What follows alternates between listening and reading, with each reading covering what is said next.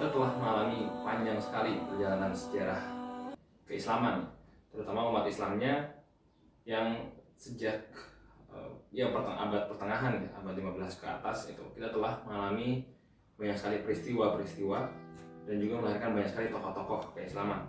Sebut saja ada Imam Bonjol, terus ada Pangeran Diponegoro, belum ada Wali Songo, para Wali Songo.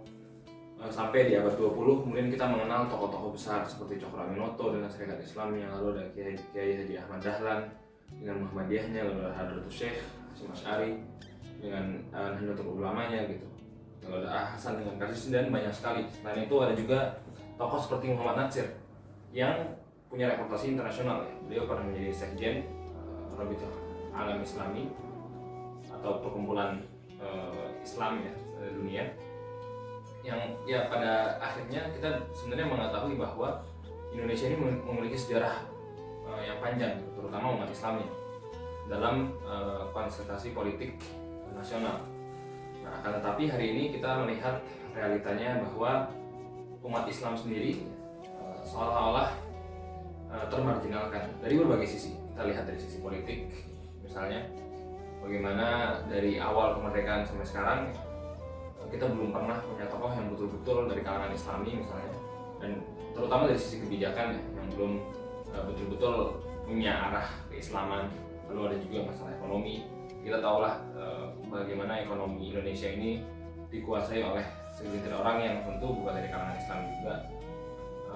Dari sisi pendidikan kita tahu juga ada narasi liberalisasi pendidikan dan banyak sekali hal-hal yang akhirnya melihat realitanya kita cukup bahasanya mungkin ya agak miris gitu melihatnya. Nah, dengan kondisi seperti itu kita masih berusaha untuk belajar ya, untuk mengenali permasalahan-permasalahan gitu. Karena selain permasalahan-permasalahan yang disebutkan tadi, karena sejarahnya yang panjang, umat Islam di Indonesia ini kemudian juga dianggap ya sebagai salah satu calon untuk meneruskan peradaban Islam yang mana sampai hari ini simbolnya telah hilang. Oleh karena itu beberapa ulama kemudian mendukung Indonesia, umat Islam Indonesia untuk memimpin peradaban Islam sekali lagi.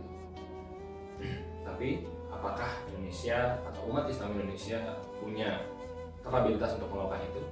Yang maka hari ini kita insya Allah akan mendiskusikan dengan tema itu, yaitu masa depan umat Islam Indonesia, pengekor atau pelopor. Oke, baik.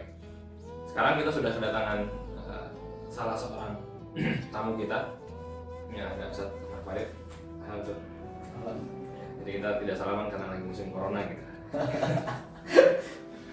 Nah, beliau ini adalah orang yang sudah lama malang melintang dalam dunia pemikiran, pemikiran Islam sudah lama lah. Jadi beliau banyak mendalami pemikiran salah seorang pemikir Islam ya, Malik bin Nabi, dan banyak kali teori-teori beliau yang kemudian ia dianggap sebagai, bahkan sampai dianggap sebagai Ibnu Khaldun abad ini, abad yang kemarin Malik bin Nabi. Iya. Selain itu beliau menamatkan pendidikan beliau S1 di Al-Azhar, lalu malang melintang di dunia pemikiran sampai sekarang sedang juga melanjutkan studi beliau di S2 di Al-Azhar di jurusan Akidah dan Filsafat. Ya, tapi selain dari gelar pendidikan ya, beliau adalah orang yang sudah lama sekali memulai jadi tentang pemikiran Islam. Dan kalau saya pribadi melihat beliau ini adalah orang yang berusaha untuk membangkitkan ya, umat Islam ini dari sisi pemikiran. Jadi narasi beliau adalah kebangkitan umat melalui pemikiran, dan mudah-mudahan mimpi beliau. Oke. Selain itu, Ustadz Nur Farid juga beliau telah menulis beberapa buku ya untuk menuangkan isi pemikirannya. Dan ini buku ini diterbitkan oleh penerbitan yang insya Allah sedang dirintis ya, sudah ada tapi sedang ya dalam masa perintisan, jadi sedang terus-menerus kita diperbaiki.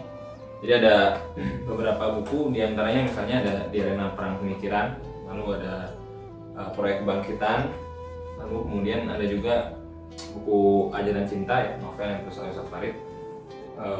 Dan selain itu ada juga buku-buku lain yang ditulis oleh beberapa penulis lain di penerbitan Pena Pembaharu. Nah, beliau ini dalam tulisannya memang banyak mengutip pemikiran-pemikiran Malik bin Nabi atau secara umum pemikiran Islam dalam memberikan komentar terhadap apa yang terjadi di dalam dunia Islam, khususnya di Indonesia.